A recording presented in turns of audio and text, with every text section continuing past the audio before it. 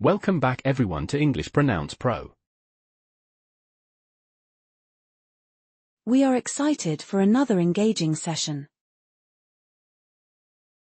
Today, we set the stage for a crucial topic. Yes, we introduce initial views about money versus happiness. It's a big question, isn't it? It truly is, sparking many discussions globally. Our channel focuses on clear English. We also explore important life concepts. So, let's pronounce our way through this topic.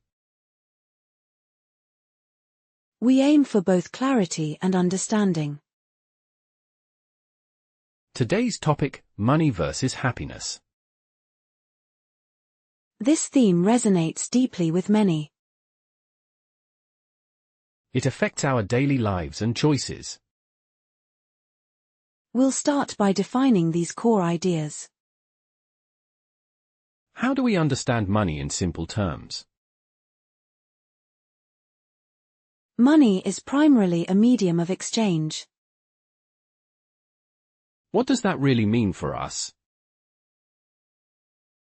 It facilitates trade of goods and services. So, it's not just paper or coins. No, it also includes digital forms of currency. Like bank transfers or credit cards. Exactly, it represents stored value. Does it have an inherent worth? Its value is generally accepted within a society. It helps us get what we need. Yes, it is a tool for transactions. It's a foundational concept in economics.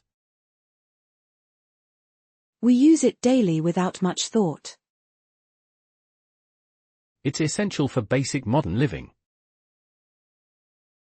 It provides access to many resources. Such as food, housing, and clothes. Correct, meeting our fundamental requirements. It serves as a unit of account. It also acts as a store of wealth. So, it's more than just a physical item. It is a crucial component of modern life. Transitioning from money, let's define happiness. Happiness is far more subjective and complex.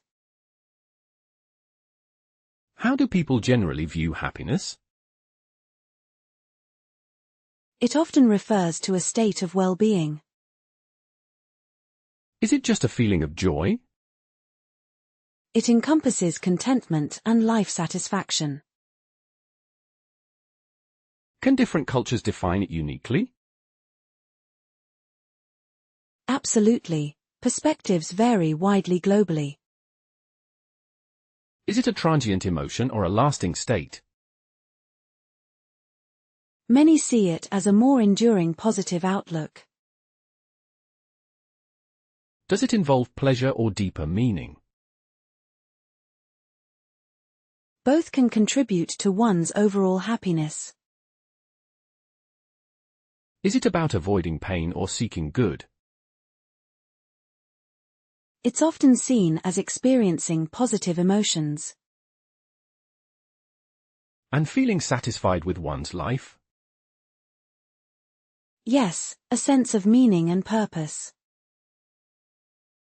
So, it's not just a fleeting happy moment. It involves deeper psychological fulfillment.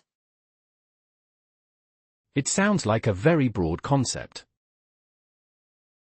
It truly is, varying person to person. A universal human aspiration, perhaps? Indeed, everyone seeks some form of happiness. Many link these two definitions, money and happiness. Common beliefs often connect them quite strongly. Do people assume more money equals more happiness? That is a very prevalent initial perception. Is it a direct, simple relationship? Many think money can directly buy happiness. What are these common assumptions then? Financial security is often equated with peace of mind. And peace of mind brings happiness? That is a natural and understandable jump. People pursue wealth for this reason. They believe it will solve their problems. Or at least reduce daily stress? Yes, stress from financial worries is common. So, money offers freedom from worry.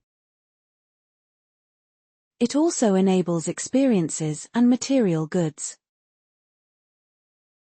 These things can bring temporary joy. They definitely contribute to moments of pleasure. So, the link seems quite logical then. On the surface, it appears very straightforward. It's a deeply ingrained societal belief. Many cultural narratives support this idea. We grow up hearing such messages. Therefore, it shapes our early perceptions. Such initial perceptions often lead to misconceptions. Yes, many false assumptions emerge from this link. What are some of these common false ideas? One is that money guarantees eternal happiness. Is that not true for everyone? Wealthy individuals often face their own struggles. So, being rich doesn't mean no problems?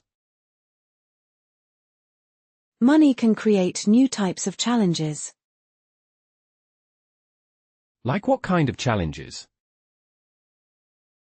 For instance, managing immense wealth can be stressful. That sounds surprising to many. Also, materialism can become an endless pursuit. Chasing more and more possessions? This often leads to dissatisfaction, not happiness. So, more stuff does not equal more joy? Not necessarily. The satisfaction quickly fades. And what about those without much money? It's a misconception that they are always unhappy. They can find joy in other aspects. Yes, strong relationships or community bonds. Happiness can exist without great wealth. Definitely, it's not solely tied to finances. So, poverty does not equal misery. Nor does riches equal constant bliss. These are vital distinctions to make. They help us move beyond simplistic views. Moving beyond current views, what about history? Historical societies viewed wealth quite differently. How did ancient cultures see money? Some ancient philosophies prioritized virtue over riches. Like the Stoics or Epicureans? Yes, they focused on inner peace and wisdom. Was amassing wealth ever frowned upon? In some traditions, excessive wealth was viewed suspiciously. Why would that be the case? It was thought to corrupt morals or divert from spiritual paths. So, wealth was a potential distraction? Exactly, rather than a primary goal. Did this change over time? The Renaissance brought more emphasis on material achievements. And the Industrial Revolution? That era further glorified wealth accumulation. So, our current views are relatively modern. Yes, much of it evolved with economic systems. Did some societies value communal wealth? Many indigenous cultures emphasized sharing resources. Less focus on individual riches, then? More on collective well-being and sustainability. This offers a different perspective. It challenges our contemporary assumptions about wealth. How societies define value varied hugely. It provides context for our modern discussions. Building on history, cultural views also differ widely.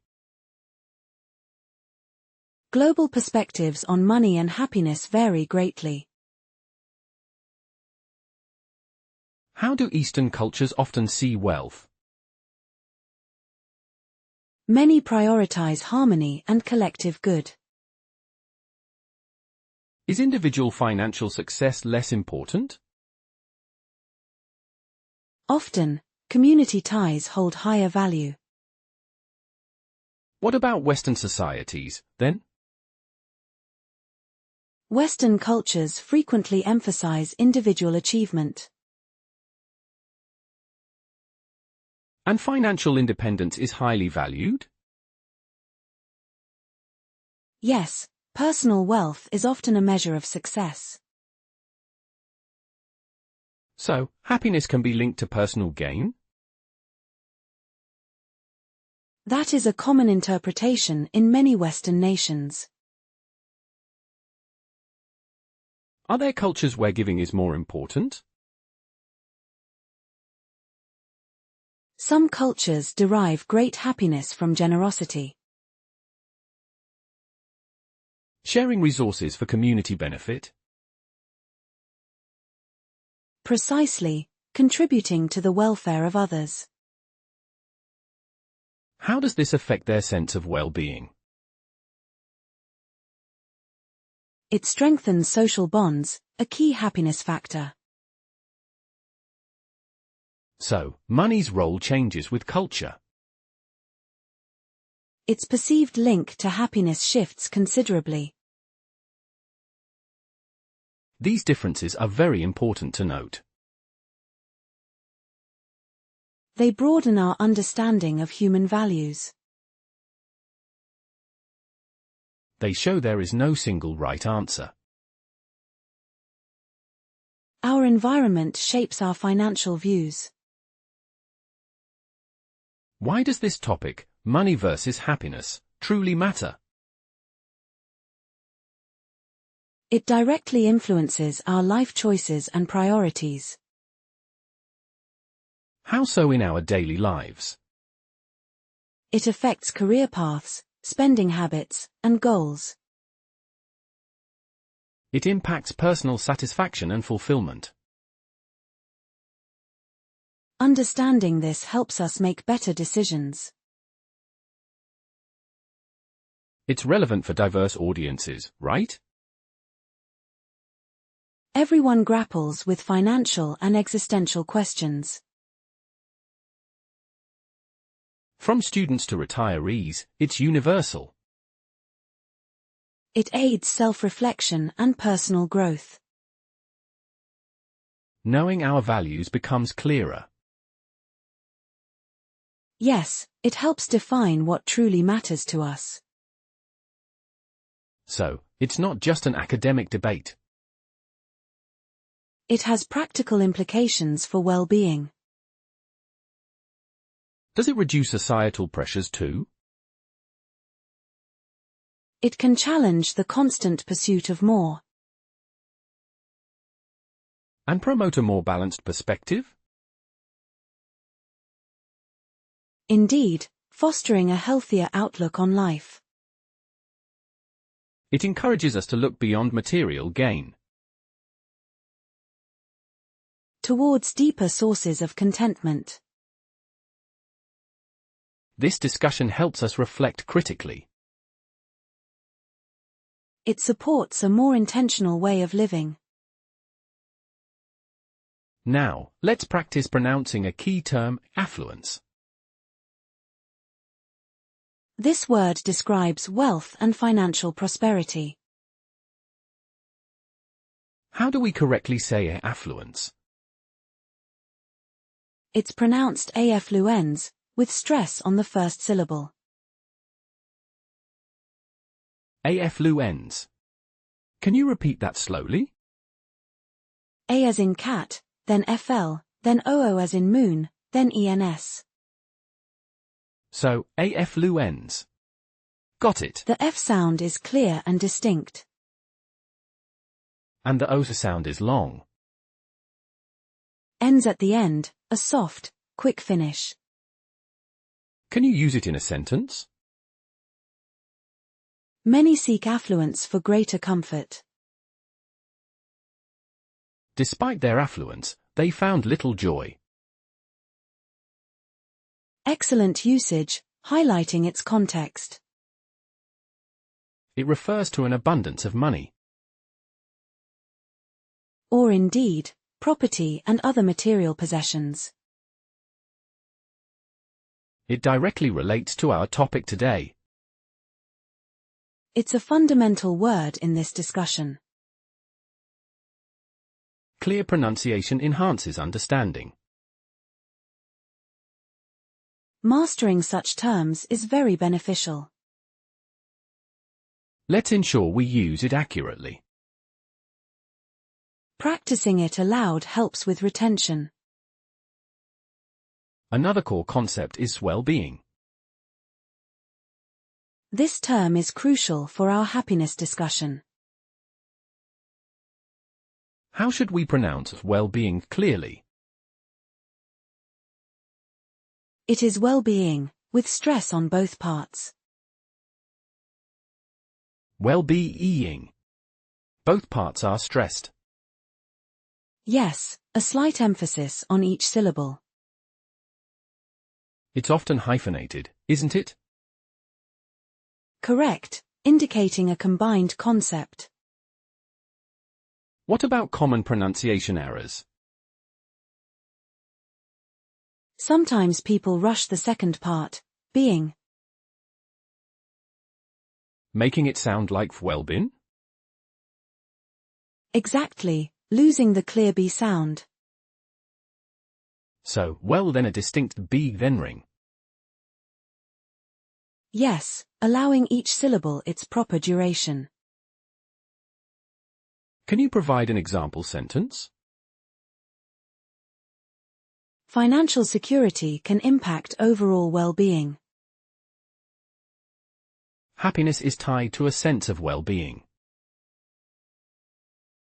Perfect examples, illustrating its meaning. It represents a holistic state.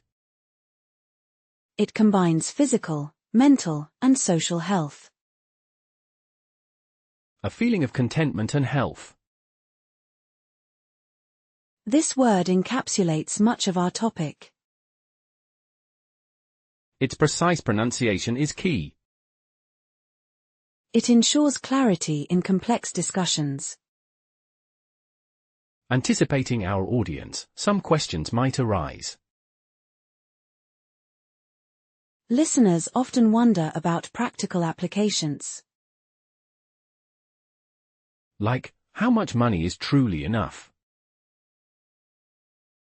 That is a very common and insightful question.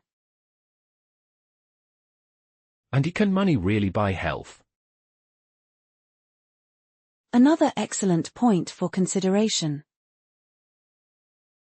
What about, does everyone define happiness the same way? These inquiries highlight the topic's complexity. They show the personal nature of this debate. People seek concrete answers and guidance. We will address these themes later on. We plan to explore these nuances in depth. These initial questions set our agenda. They guide us towards relevant areas of study. It's important to acknowledge audience thoughts. It makes the discussion more relatable and valuable.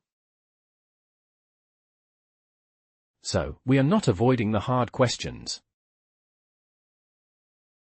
No, we are setting the stage for their exploration.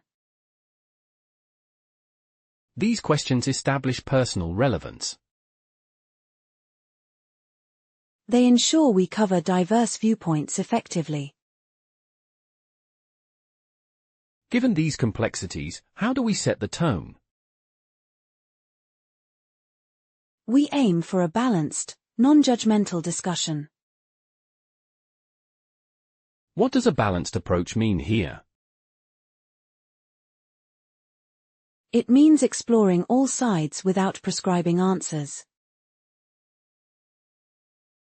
Not telling people what to believe? Exactly, we are facilitating an exploration of ideas. We want an open-ended conversation. This encourages listeners to form their own conclusions. So, we explore, challenge, and analyze. But we avoid making definitive pronouncements. It's about providing different perspectives. And helping our audience think critically. This topic has no single right answer. It is deeply personal and context-dependent. Our tone should reflect this subtlety. We invite thoughtful engagement from everyone. Avoiding an overly academic or dry style. Making it accessible and engaging for all. A supportive and encouraging environment. Yes, for learning and self-discovery. Our prior point showed the relationship isn't linear. That is a critical understanding to establish early.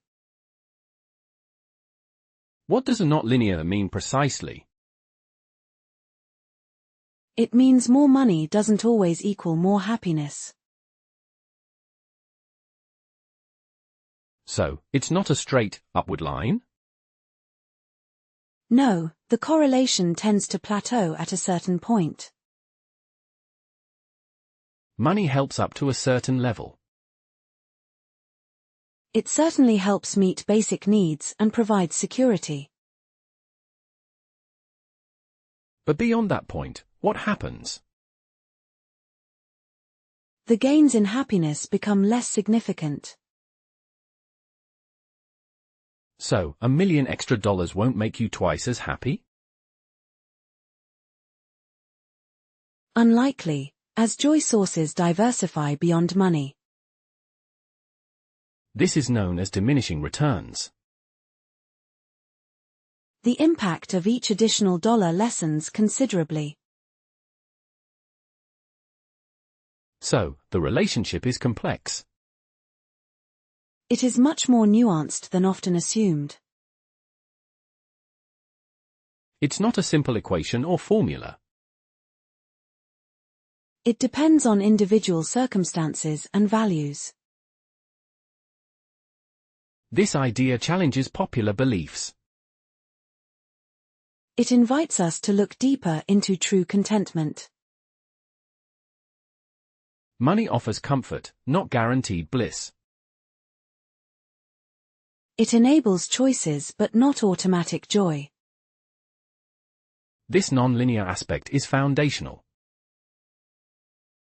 It sets the stage for our deeper exploration. This leads to another misconception: more money is always better. That assumption directly conflicts with the nonlinear truth. Why do people think more is always superior? Societal messaging often promotes endless accumulation. It's seen as the ultimate measure of success. This fuels a relentless pursuit of greater wealth. But does this pursuit actually bring happiness? Often, it can lead to increased stress and anxiety. How does more money create stress? Managing large assets or investments can be demanding. And the fear of losing it all? Yes, that can be a constant, significant burden. So, a higher income can bring new worries. It can introduce pressures not faced before. It can also foster a comparison trap. Always looking at those with even more wealth. This seems like a never-ending cycle. It prevents finding contentment with current resources. So, the idea of enough becomes important. Defining enough is a crucial personal exercise. It frees one from the endless chase. It allows focus on non-monetary sources of happiness. This misconception truly needs addressing. It helps shift our perspective on prosperity. More money is not inherently better for happiness. It has a point of diminishing returns, as we noted. This is a significant takeaway for listeners. It challenges deeply ingrained cultural narratives. We've laid a strong foundation today. We introduced the topic and defined key terms. We explored initial views and misconceptions. Thank you for joining us on English Pronounce Pro. We hope you found this discussion valuable. Tune in next time for more insights. And keep practicing your English pronunciation. Goodbye for now, everyone. See you in the next session. Stay curious and keep learning. We appreciate your active participation. Until next time, take care. Welcome back to English Pronounce Pro. It is great to be here again. Last time, we defined money and happiness. We also touched on initial perceptions. And discussed some common misconceptions. Today, we explore how money directly supports happiness. Where should we begin this important discussion? Let's start with meeting our most basic human needs. How does money relate to our fundamental needs? It provides food, shelter, and basic safety. Ensuring we have enough to eat daily? Precisely, access to nourishing food is vital. And a safe, warm place to live? A secure home environment reduces constant worry. So, money alleviates fundamental survival anxieties? Absolutely, it stabilizes the foundation of life. Can you offer an example of this? Consider consistent grocery bills being paid. That certainly removes a major daily stress. Or having reliable rent payments each month. How does this stability contribute to happiness? It frees mental space for other pursuits. Less worry about survival, more focus on living? Exactly. Basic needs unlock higher levels of well-being. What if one struggles with these basic needs? Happiness becomes an incredibly distant concept. It truly makes sense, an essential starting point. Yes, the absence of want allows for peace. So, meeting needs establishes a critical baseline. Indeed, a foundation for future contentment. That makes it very clear. It's the first step towards feeling secure. Building on securing basic needs, what comes next? We move towards a sense of financial stability. How does that stability enhance happiness? It brings a profound sense of inner peace. Peace by reducing constant monetary worries? Yes, it mitigates anxiety about unexpected expenses. Like an emergency fund, for instance? Exactly, a buffer against life's unpredictable events. So, stability isn't just about today's needs? It's also about peace of mind for tomorrow. What kind of worries does this specifically alleviate? Concerns about job loss or medical emergencies. Having savings for the future helps tremendously? It truly offers a feeling of preparedness.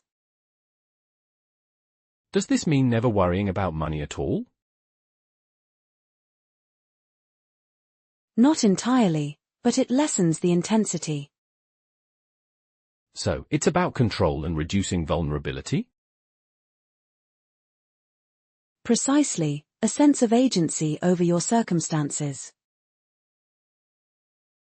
This stability feels truly foundational.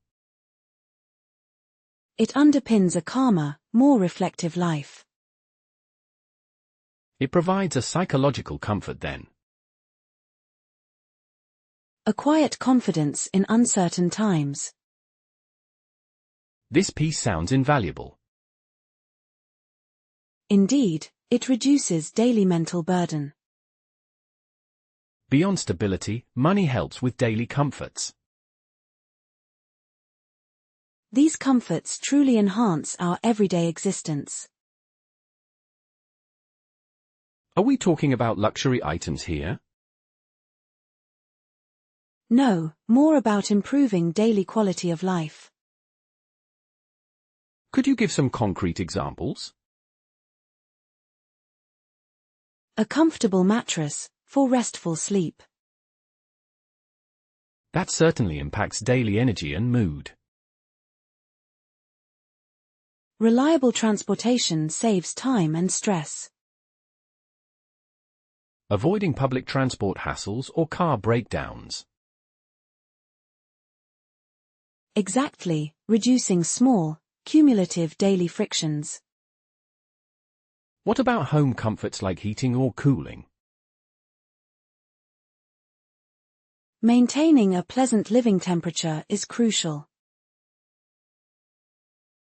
So these aren't extravagances, but practical enhancements. Precisely, they make life smoother and more enjoyable. How do these small comforts contribute to happiness? They reduce irritation and increase contentment. Removing minor discomfort seems significant. It allows focus on positive aspects of life. So, it's about ease, not just opulence. Yes, a practical investment in daily well-being. These comforts seem to add up. They create a more harmonious living experience. That sounds very appealing. Absolutely, enriching daily routines. Beyond physical comforts, money supports personal growth. Yes, investing in education opens up new opportunities. How does learning connect with our happiness? It provides new skills, knowledge, and perspectives. Like attending university or specialized courses. Exactly, formal and informal learning experiences. Does access to books also count? Definitely, expanding one's understanding is key. How does this intellectual stimulation impact well-being? It fosters curiosity and a sense of accomplishment. So, it's about empowering oneself through knowledge? Precisely, leading to greater confidence and capability. Can education also lead to better career prospects? Often, which further enhances financial stability. This creates a positive feedback loop. Education broadens horizons and personal choices. What about learning new languages or skills? These open cultural doors and new connections. So, investing in oneself pays off significantly. Indeed, intellectual growth fuels overall happiness. It seems like a very wise investment. It truly enriches the inner life. That's a powerful point. Cultivating the mind is crucial. Investing in education is wise. Similarly, experiences matter. Yes, memory creation often outweighs physical items. Are you suggesting that travel is more important? Travel, events, or workshops create lasting memories. How do these differ from buying a new gadget? The joy from objects is often quite temporary. While experiences leave a more lasting impression. Precisely, stories and feelings endure much longer. Can you give an example of such an experience? A memorable concert or a challenging hiking trip. Those often become cherished anecdotes. They shape who we are and how we see the world. So, collecting memories instead of material goods. A focus on enrichment rather than accumulation. Does this mean all material things are bad? Not at all, but their impact on happiness differs. Experiences create deeper, more meaningful joy. They connect us to others and new environments. This shift in focus feels very profound. It leads to a more fulfilling, vibrant existence. I can see the value there. Memories last a lifetime. Indeed, experiences often involve travel and exploration. Seeing new places genuinely broadens our perspectives. How does travel specifically contribute to happiness? It exposes us to different cultures and ways of life. Breaking routines and discovering new things? Absolutely, challenging our preconceived notions. Like visiting a foreign country, for example? Yes, experiencing new foods, languages, and customs. Does this personal growth last beyond the trip? Often, the lessons learned stay with us. So, travel isn't just a vacation, it's development? It's an investment in personal and intellectual growth. What about exploring nature, like national parks? Connecting with nature can be incredibly restorative.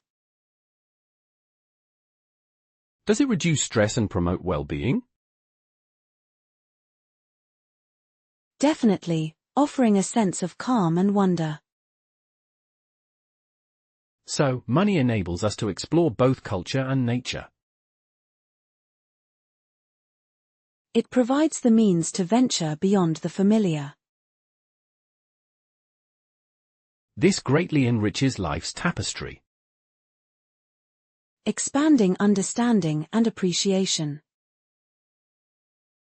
It sounds wonderfully enriching. A pathway to diverse joys. Beyond personal growth, money facilitates connection. It allows us to support our family and friends. How does helping loved ones create happiness? The joy of being able to provide is immense. Like assisting parents with expenses? Or helping children with their educational pursuits. What about supporting friends during tough times? Providing a safety net strengthens relationships deeply. So, it's about shared experiences and alleviating burdens? Yes, fostering a sense of mutual care and trust. Does this financial help always strengthen bonds? When given thoughtfully, it absolutely does. So, it's not just about the money itself? It's about the intention and love behind it. Shared activities also count, right? Taking family on trips or out to dinner. These create new shared memories, linking back. Exactly, deepening connections and collective happiness. The ability to help truly is a privilege. It reinforces a feeling of purpose and belonging. That's a beautiful aspect. Strengthening our community ties. Extending that, money enables wider philanthropy. Contributing to others brings immense personal joy. Are we talking about donating to charities here? Yes, supporting causes that resonate with you. How does altruism affect our own happiness? It provides a profound sense of purpose and meaning. Seeing the positive impact of your contribution? Absolutely, witnessing the change your money creates. Can this also involve volunteering time with resources?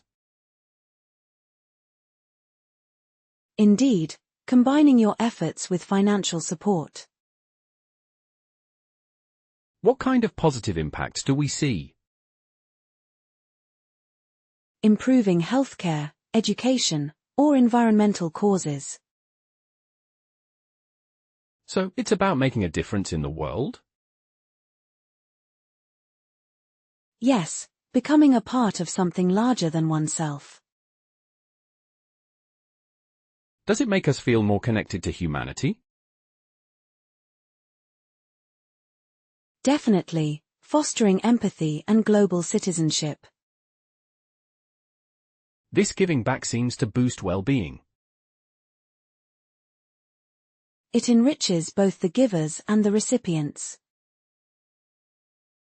A truly virtuous cycle. Spreading positive change broadly. That's a very noble pursuit. It fuels a deeper satisfaction. Speaking of philanthropy, it is a significant term. Indeed, let's focus on its correct pronunciation now. How do we properly say philanthropy? It's pronounced phi-lan through p. Phi-lan through p, with the stress on the second syllable. Exactly, the stress falls clearly on lan.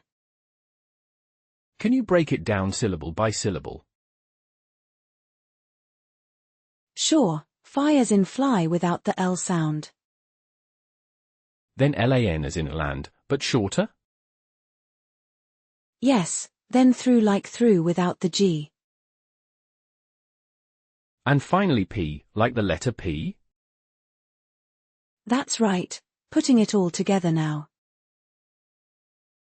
Phi-lan through p. Am I getting it correctly? You've got it perfectly, well done. Are there common pitfalls when saying this word? Sometimes people misplace the stress. So, emphasizing the correct syllable is key? Absolutely, for clear and accurate communication. This helps articulate generosity clearly. It ensures your message is understood precisely. Thank you for the pronunciation tip. My pleasure, clarity is paramount. That's excellent. Another useful term is discretionary income. It defines a key aspect of financial autonomy. Could you please define what that means? It's income left after essential expenses and taxes. So, it's money available for non-essential spending? Exactly, it's what you choose to spend or save. How is it typically calculated or understood? Gross income minus necessities like housing, food, and debts. What can this type of income be used for? It's for experiences, passions, or charitable giving. So, it directly relates to our earlier points? Precisely, enabling many forms of happiness investment. Can you offer an example of its use? Funding a hobby, travel, or an investment portfolio. How do people sometimes misuse this income? By accumulating unnecessary consumer debt. So, it requires careful budgeting and decision-making? Absolutely, making informed choices is vital. Understanding this term empowers better choices. It helps allocate funds strategically for well-being. This is a very practical concept. A tool for financial planning and joy. It helps us understand our spending.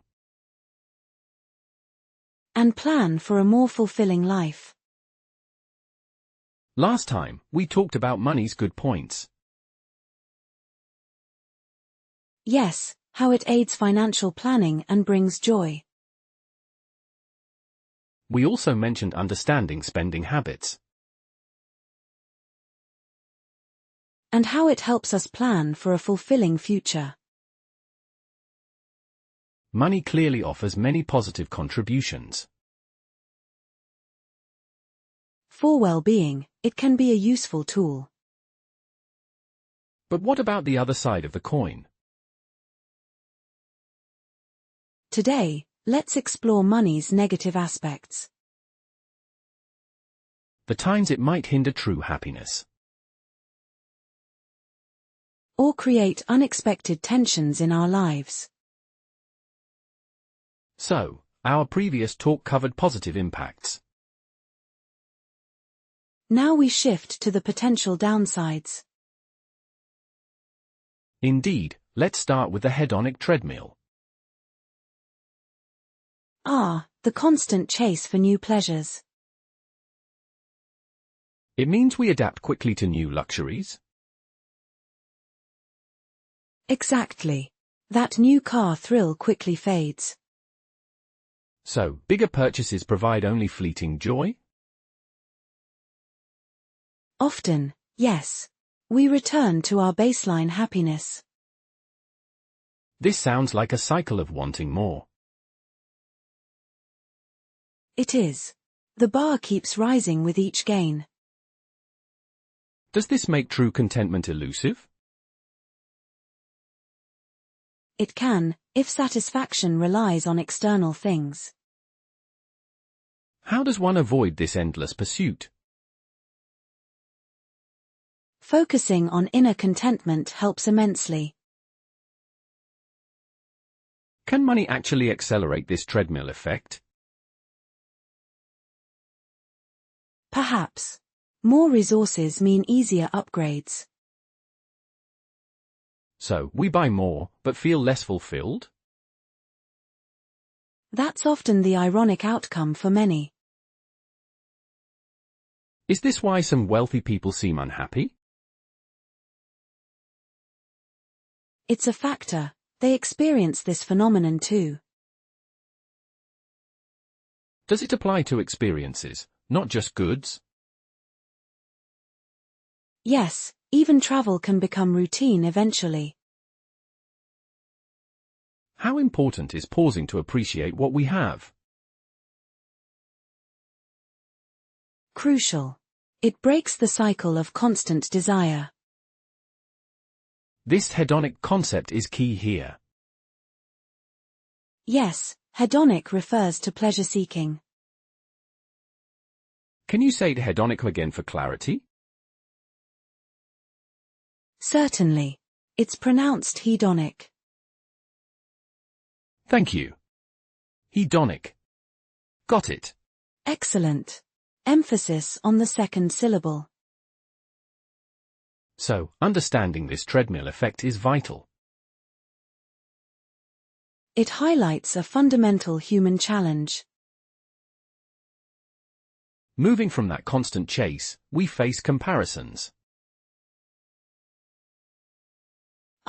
The comparison trap. Measuring ourselves against others. It seems inevitable with social media, doesn't it? Indeed. We see curated highlight reels constantly. Does seeing others' wealth make us feel poorer? Often, yes. It creates feelings of inadequacy. Even if we are doing quite well financially? Our perception shifts, despite our own progress. Why do we compare ourselves to people with more? It's human nature to look upward, sometimes. But this often diminishes our own achievements. Absolutely. Our contentment can erode quickly. So, money becomes a scoreboard, not a tool? A dangerous trap, turning it into a competition. How do we stop this unhealthy comparison habit? Focus on personal progress, not external metrics. Easier said than done, I imagine. It requires conscious effort and self-awareness. Does this trap affect people at all income levels? Yes, the desire for more than is universal. Perhaps even more pronounced for some? The perceived gap can feel wider for some. Is comparison always negative for financial goals? It can be motivating, but often turns toxic. What if we compare ourselves to people with less? That can foster gratitude, which is healthier. So, perspective is key in the comparison trap. It truly is. Mindset makes a huge difference. Beyond comparison, what about managing wealth itself? The stress of managing wealth can be immense. You mean, having money brings its own worries? Absolutely. It's not just passive accumulation. Like anxiety over investments, for example? Precisely. Market fluctuations cause significant stress. And then there's the security aspect, right? Protecting assets from theft or fraud is a concern. Taxes must also add complexity and worry. Tax planning and inheritance laws are very complex. So, wealth often means more responsibilities? Many more. It can feel like a heavy burden. Does this mean the wealthy aren't truly carefree? Not necessarily. They trade one set of problems for another. Is the fear of losing wealth a big stressor? It's a major one, especially during economic downturns. This sounds like a constant mental load. It can consume a lot of mental energy. Does this stress impact their personal relationships? Potentially, yes. It can lead to preoccupation. So, the pursuit of riches isn't always relaxing? Far from it. It often brings new pressures. Understanding this stress is crucial. It reveals a less glamorous side of affluence. That stress can certainly lead to isolation. Indeed. We see the loneliness of the rich. Isolation, even with material abundance. Yes. True connection can become elusive. Why might wealthy individuals feel so isolated? Trust issues are common. Motives are often questioned. People might only be interested in their money? It creates transactional relationships, not genuine ones. Does this make forming real friendships difficult? Very. Authenticity becomes hard to discern. They might feel misunderstood by others? Absolutely. Their experiences differ greatly. So, material success doesn't guarantee companionship? No. It can even inadvertently push people away. Does their social circle shrink over time? Sometimes. They might pull away from old friends. Due to differing lifestyles or interests. Both. Shared experiences diminish naturally. This sounds like a profound emotional cost. It is. Human connection is fundamental. Is there a way for them to counteract this? Seeking genuine connections, perhaps outside their circle. So, material abundance doesn't fill that void? It cannot. Human warmth is irreplaceable. Building on loneliness, money cannot buy love. A timeless truth. Authentic relationships are priceless. You cannot purchase true affection or loyalty. No. Love is freely given, not exchanged for goods. Attempts to buy love often backfire, right? They do. It creates resentment or false pretenses. So, gifts don't substitute genuine feelings? Never. They are gestures, not substitutes for intimacy. Does this apply to romantic love and family love? Both. Deep bonds are forged through shared moments. Not through financial transactions or offerings. Precisely. Trust and vulnerability are key. Can money even complicate existing relationships? Often. Disputes over inheritance or financial support. So, instead of simplifying, it adds layers? It certainly can. Money introduces new dynamics. Does this mean financial comfort is irrelevant for love? Not entirely, but it's not the foundation for love. Love is built on something far less tangible. Yes, on mutual respect, care, and understanding. So, we must distinguish between material comfort and affection. Absolutely. They are distinct realms of life. Moving from love, health is another crucial area. Health beyond wealth. Money has limits here. Meaning, wealth doesn't guarantee perfect health? Some health issues are unavoidable, regardless of funds. Like genetic predispositions or aging, for instance? Exactly. We all face mortality and physical decline. Can money buy access to the best medical care?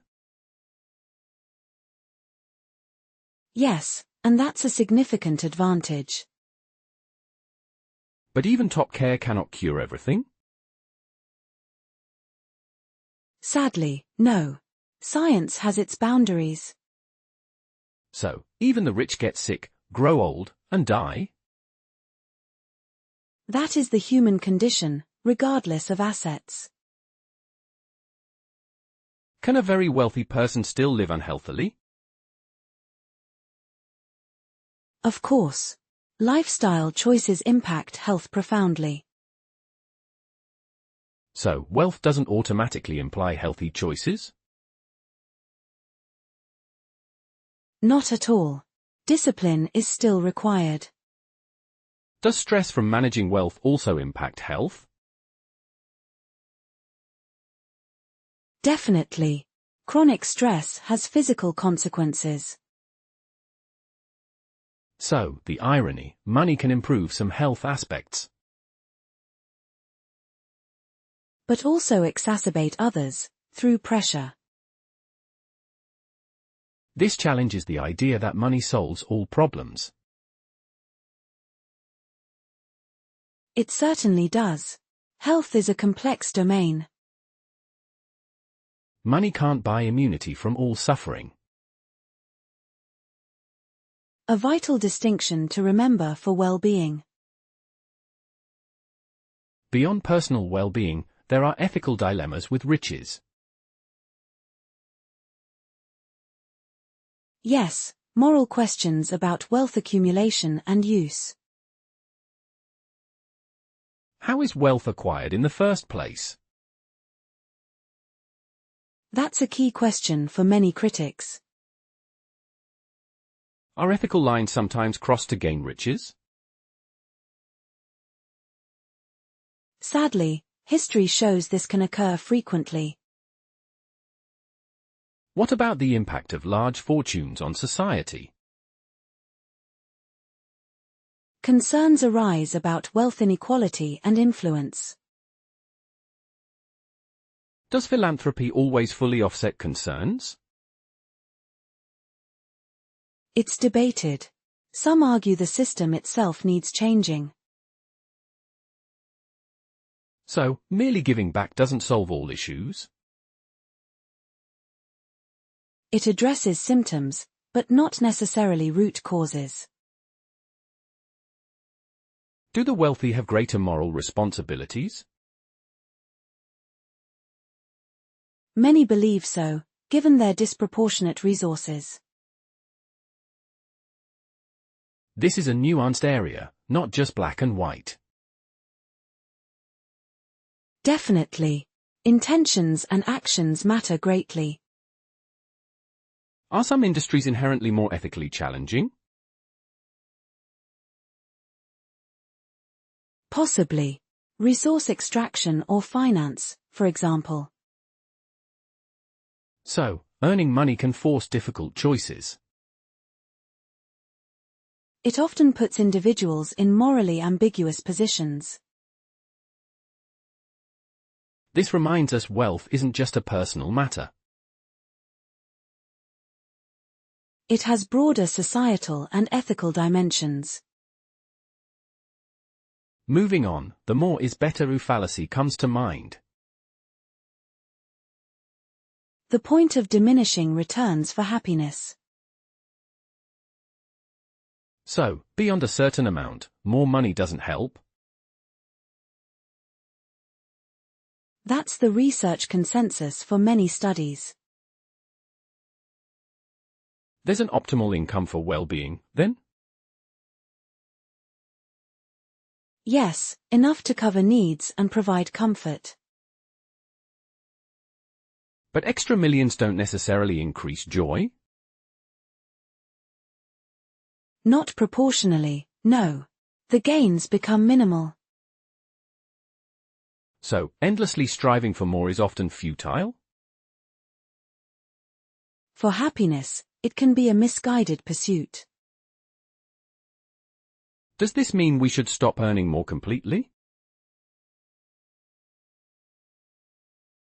No, but re-evaluate the primary motivation for it. Perhaps focus on what truly adds value to life? Exactly. Beyond basic financial security. Does this fallacy apply to material possessions too? Definitely. The 100th shirt brings less joy than the first. So, we reach a saturation point with things?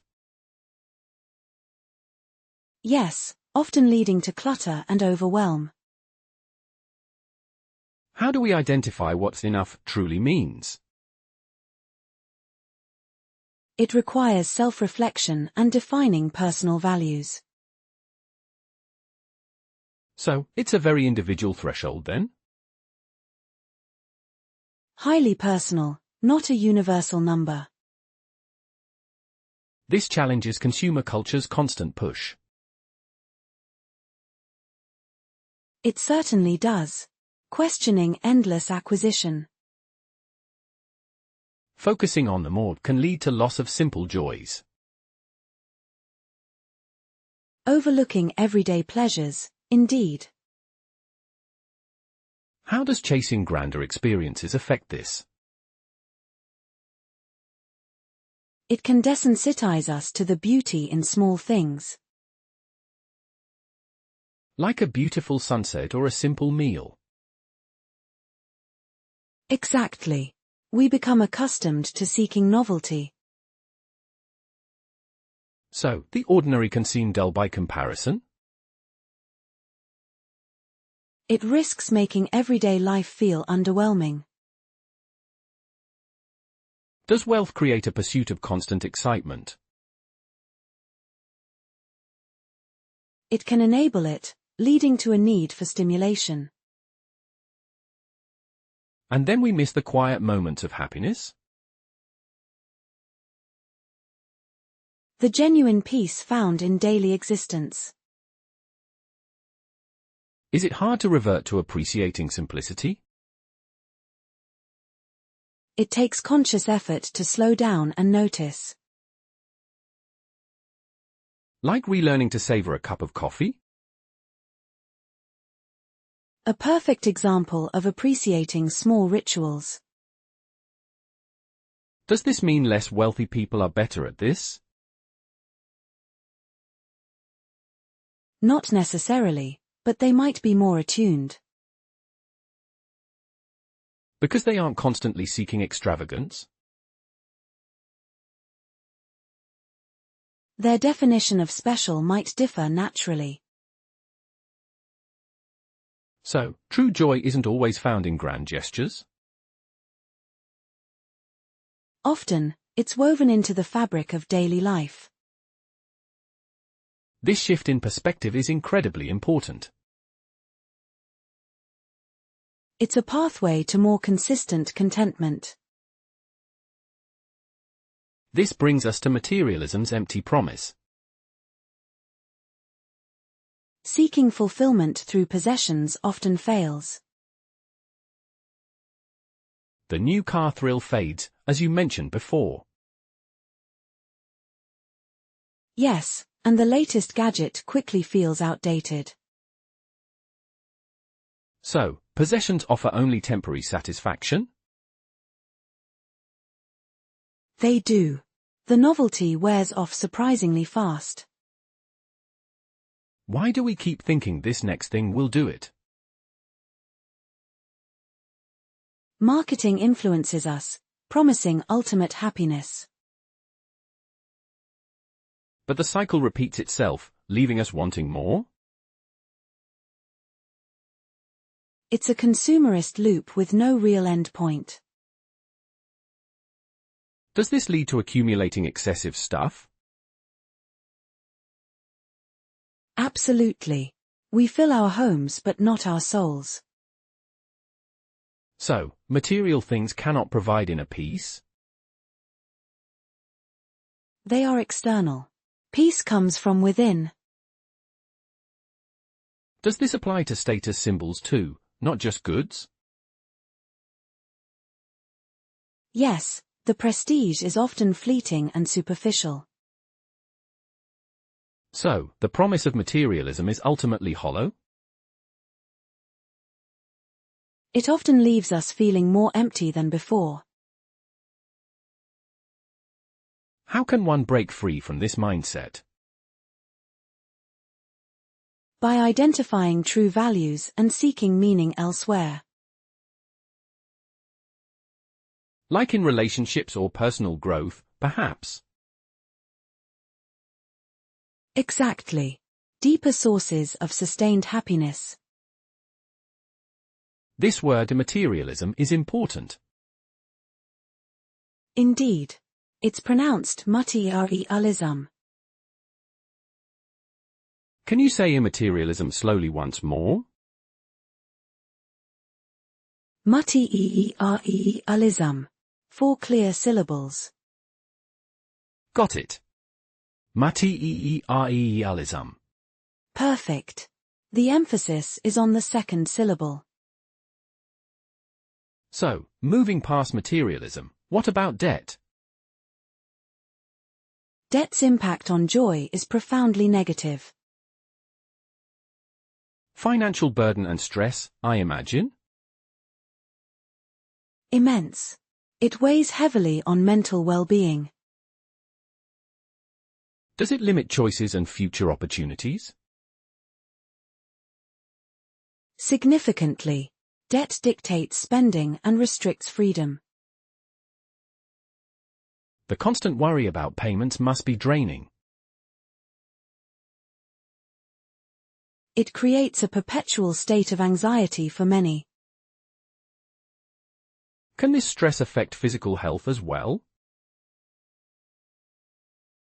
Absolutely. Sleepless nights and heightened blood pressure. So, debt directly diminishes happiness and peace? It is a major obstacle to both personal joy. Does it affect relationships with family members too? Often. Financial strain is a common source of conflict.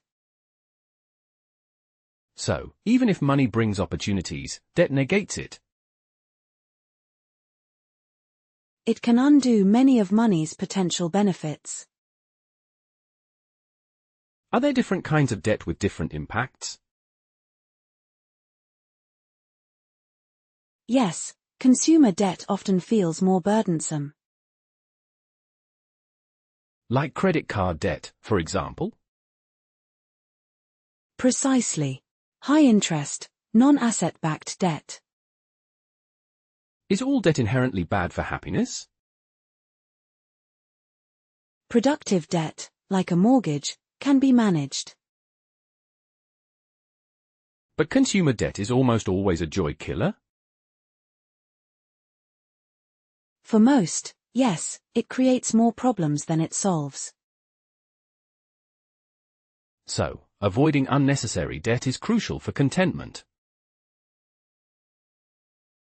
It clears the path for greater financial peace. Lastly, let's discuss work-life balance costs. Sacrificing time for money is a common dilemma. Long hours often come with higher incomes, right? Frequently. Professional advancement demands dedication. But this often means missed family time or hobbies. Exactly. Personal life suffers when work dominates. This can lead to burnout and general unhappiness? A high risk.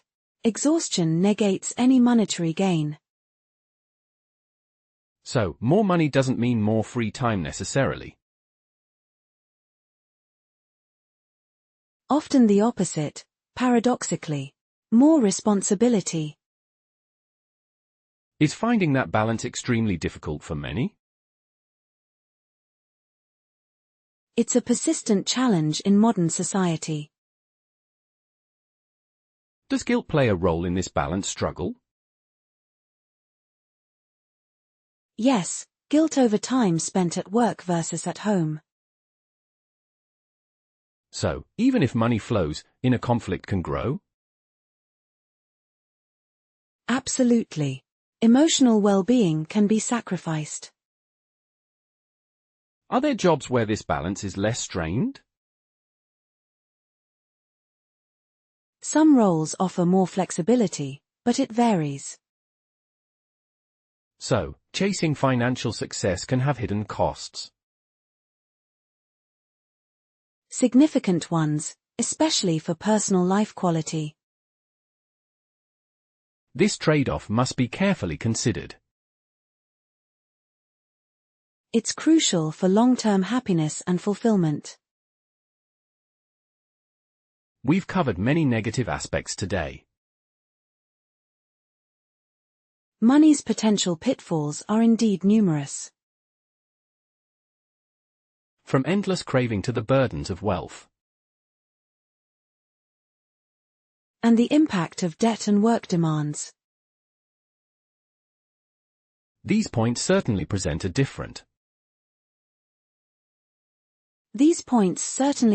different perspective on wealth. Indeed, our last discussion highlighted limitations. Yes, we covered money's potential negative impacts. And the more is better fallacy was a key takeaway. Exactly, that endless chase can be counterproductive. So, how do we shift our mindset then? It involves actively defining sufficiency for ourselves. Defining enough money sounds very personal. It truly is a deeply individual assessment. How do we even start to figure that out? Consider your comfort level with essential needs met. So, covering bills and having some savings?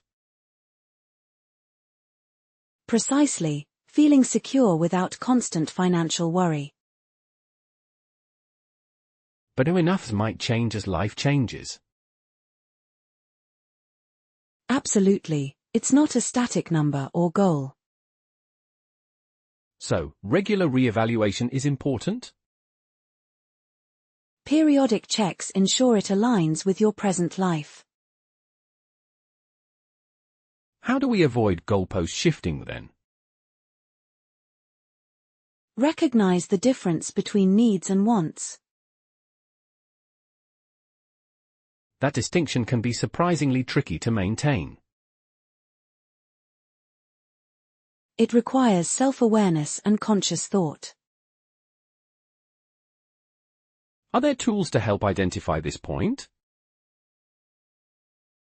Budgeting and tracking expenses can reveal patterns. Understanding where money actually goes is crucial. Financial planning helps visualize future security. But what if societal pressure pushes for more? Focus on internal metrics, not external comparisons. That sounds like a form of financial independence. Yes, it's about being sovereign over your resources. So, enough is about freedom from financial anxiety? It fosters peace of mind and reduces stress. This brings us to purposeful resource allocation. Indeed, aligning finances with our core values. How does values-aligned spending actually work? It means directing money toward what truly matters. Beyond just necessities, what does that include? For instance, if family is a core value, You might spend on quality family time. or educational opportunities for your children. What if health is a priority for someone? They might invest in healthy food or exercise. So, it's conscious consumerism, in a way? Yes, very intentional choices, not impulsive ones. How does one discover their true financial values? Reflect on what makes you feel most fulfilled. That's a deeper kind of self-inquiry, isn't it? It helps clarify what provides genuine satisfaction. Are there specific questions to guide this reflection? Ask yourself where you truly want your wealth to go. Not just where it currently goes by default. Consider where you feel money has been well spent. And conversely, where it felt wasted, perhaps. Absolutely, learning from past spending habits is key. So, it's an ongoing process of refinement. Continually adjusting your spending to match growth. This feels much more empowering than just earning more. It puts you in control of your financial narrative. This idea often leads to prioritizing experiences. That's a natural progression from value-aligned spending. Why do experiences tend to yield more happiness? They create lasting memories and stories to share. Unlike material items that often lose their luster. Exactly, the joy from possessions can fade quickly. Experiences can also foster personal connections. Shared adventures strengthen bonds with others. A trip with friends, for example, is priceless. Or learning a new skill together, building community. But items offer convenient and practical benefits. True, but how much convenience is truly essential? It's a balance, then, between needs and wants. Focus on utility, not just acquisition for its own sake. How can someone consciously choose more experiences? Allocate a budget specifically for experiences. That makes it an intentional part of financial planning. Look for local events or nature excursions. Experiences don't always need to be expensive trips. Many rewarding experiences are quite affordable. Like a picnic in the park or a hike. Precisely, simple moments can be deeply enriching. So it's about shifting focus, not necessarily spending more. It's about investing in life's intangible treasures. This leads beautifully to cultivating gratitude. Appreciating what you have is immensely powerful. How does a gratitude mindset impact happiness? It shifts focus from lack to abundance. So, instead of I want, it's I have. Yes, fostering a sense of profound contentment. How can one actively cultivate gratitude daily? Keep a gratitude journal, list 3 things daily. Even small things like a warm cup of coffee? Absolutely, appreciating the simple joys matters. Does verbalizing gratitude to others help? Expressing thanks strengthens relationships and connections. But what if things are really difficult? Even in hardship, there are often silver linings. Finding those can be challenging, though. It requires a conscious effort to reframe situations. So, it's a practice, not just a feeling? It's a daily discipline that builds resilience. How does gratitude prevent comparison to others?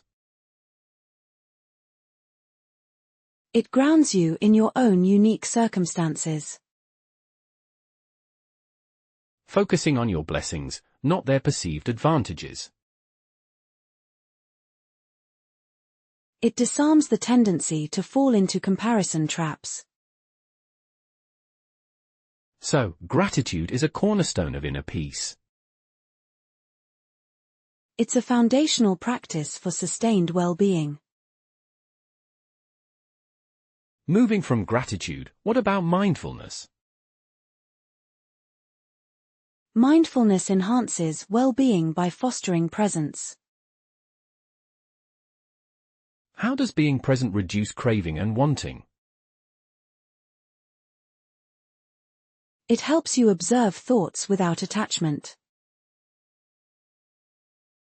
So, I notice a desire without needing to act on it? Exactly, you create space between impulse and action. This sounds like a form of emotional regulation. It teaches non-judgmental awareness of your inner state. How does one practice mindfulness in everyday life? Simple techniques like mindful breathing can begin.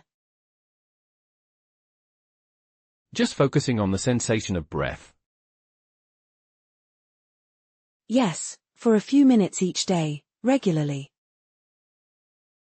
Can you practice it while doing routine tasks? Mindful eating, walking, or even dishwashing are great. Paying full attention to sensory details. Engaging all your senses in the present moment. But the mind often wanders, doesn't it? That's perfectly normal, gently bring it back. It's not about emptying the mind, then? It's about noticing what's happening without judgment. Does mindfulness help with financial stress? It helps you respond rather than react to worries. It creates a sense of inner calm amid external pressures. A valuable skill for navigating life's complexities. Beyond self, what about strong relationships? Investing in social connections is crucial for happiness. Our social bonds are fundamental human needs. Yes, they provide support, belonging, and joy. How do strong relationships contribute to well-being? They buffer stress and offer emotional resilience. And a sense of purpose through shared experiences? Meaningful connections enrich our lives deeply. But building strong relationships takes effort. Prioritize quality time over quantity of contacts. Being present and truly listening to others. Showing empathy and offering genuine support.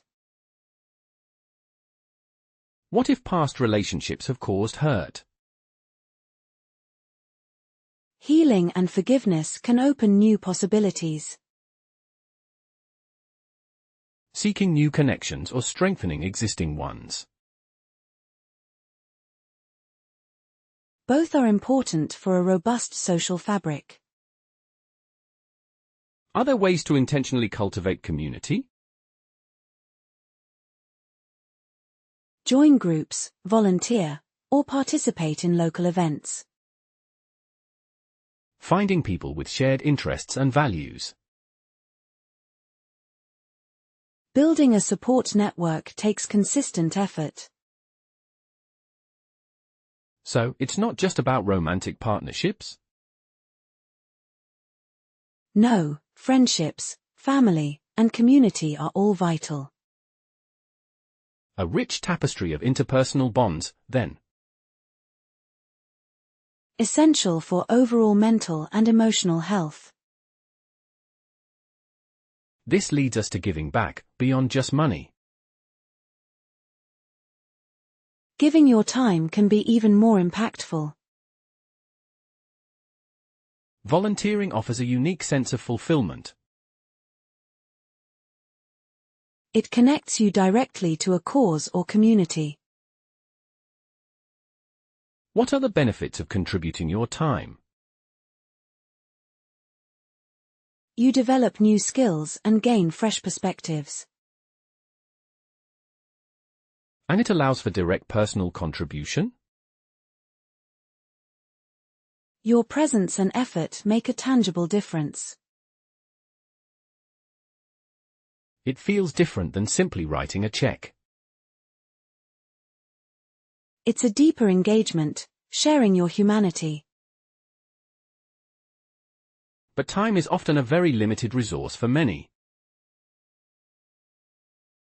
Even small pockets of time can be leveraged effectively.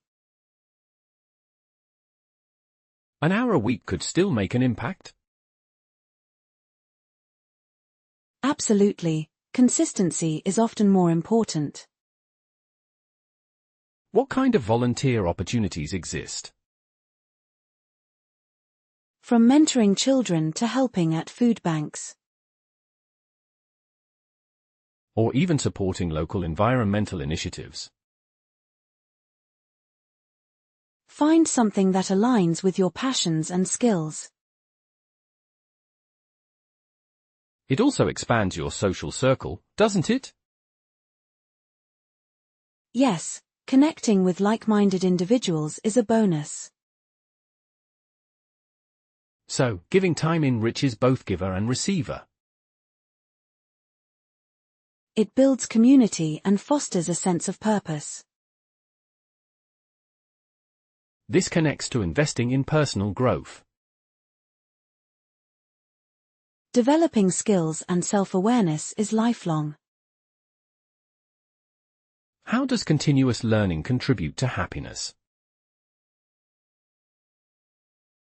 It keeps your mind stimulated and expands horizons. Overcoming challenges brings a sense of accomplishment. Mastering new skills builds self-confidence and efficacy. What kinds of personal growth are we talking about? It could be learning a new language or instrument. Or developing leadership skills for professional growth. Even cultivating emotional intelligence and empathy. So, not just academic learning, but holistic growth? It's about becoming a more well-rounded individual. How does one start on a personal growth journey? Identify areas where you'd like to improve. Set small, achievable goals, then build on them. Read books, take courses, seek out mentors. Embracing discomfort for future growth seems vital.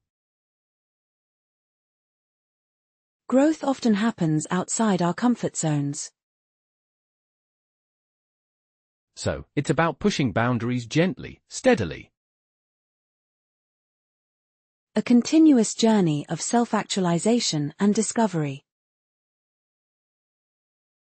This ties into finding purpose beyond wealth. Meaning and contribution go far beyond finances. What does finding a purpose truly mean here? It's discovering what truly drives you intrinsically.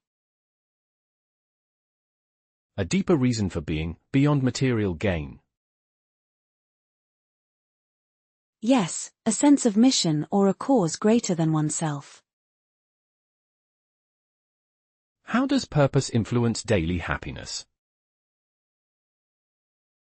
It provides direction and makes challenges more bearable. It gives meaning to effort and perseverance, right? It reduces feelings of emptiness or existential angst. How does one identify their unique purpose? Reflect on what problems you feel compelled to solve. What injustice stirs your deepest passions? What kind of legacy do you wish to leave behind? It involves deep introspection and self-awareness. It might evolve over time, like personal growth.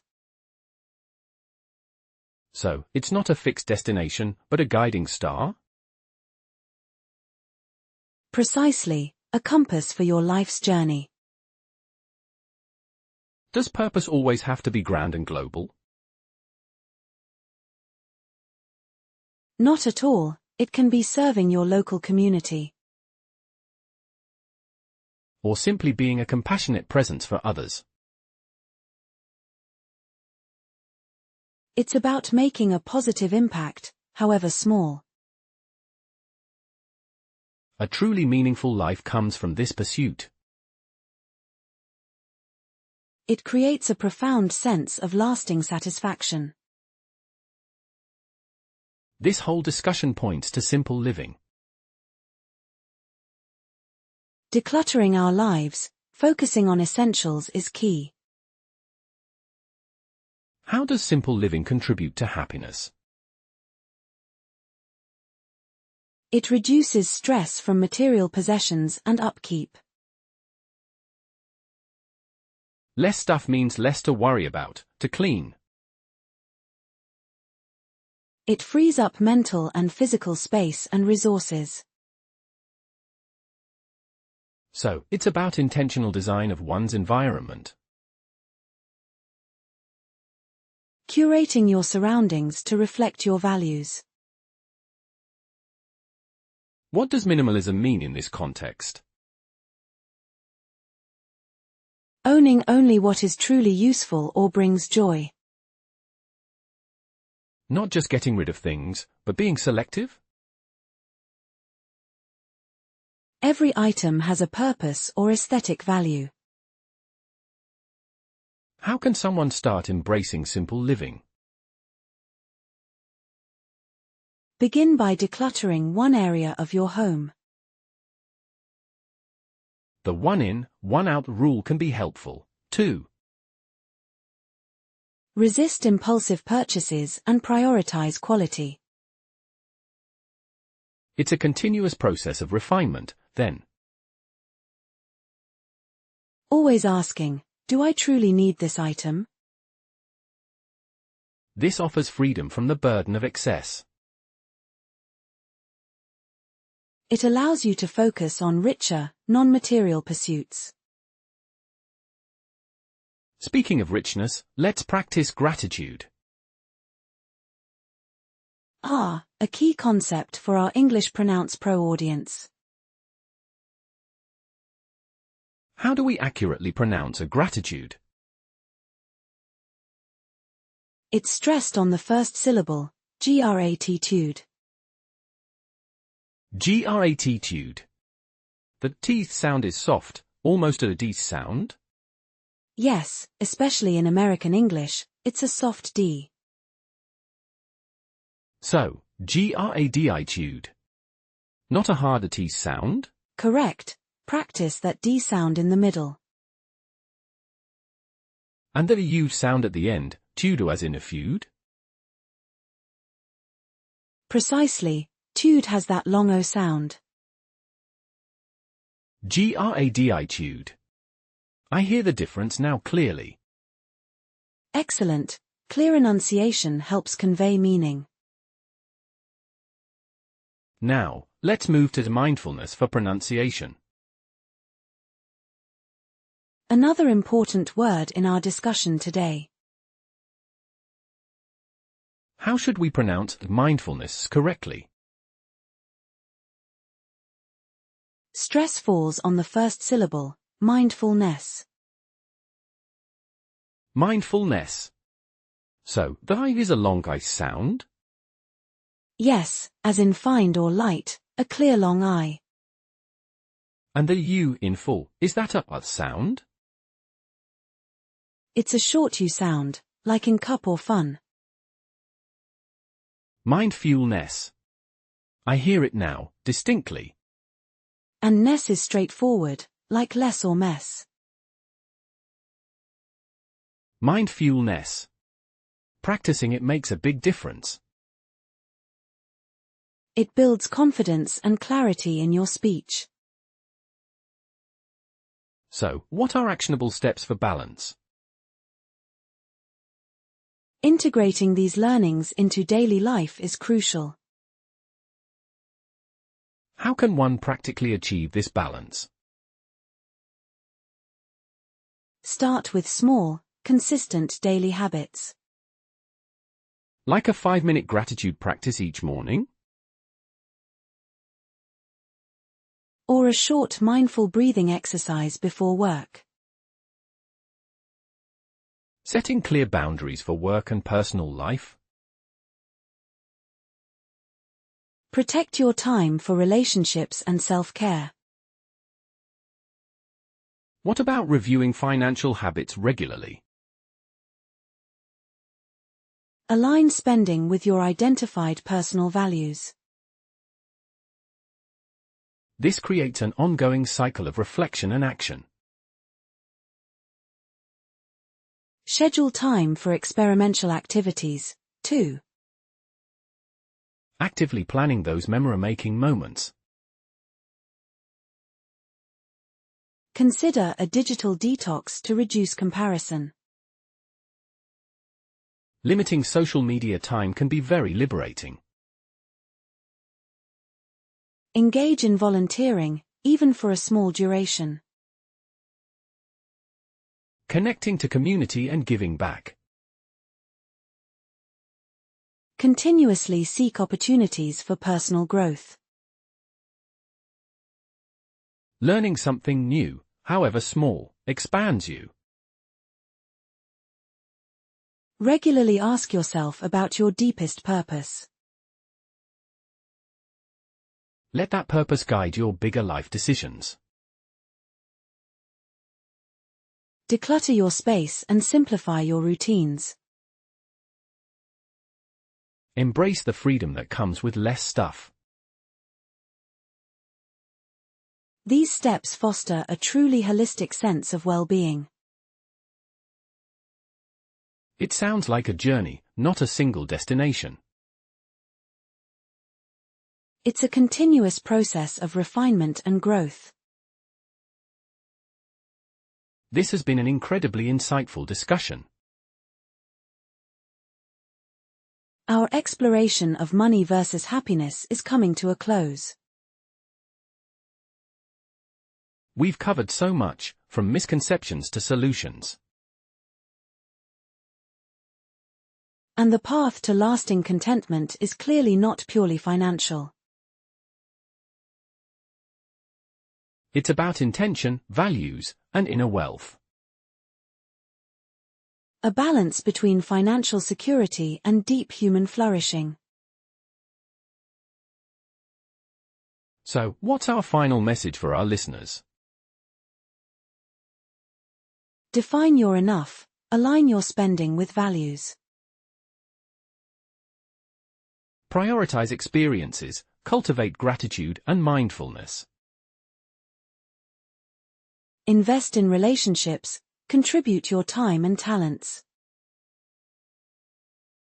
And always pursue personal growth and a deeper purpose.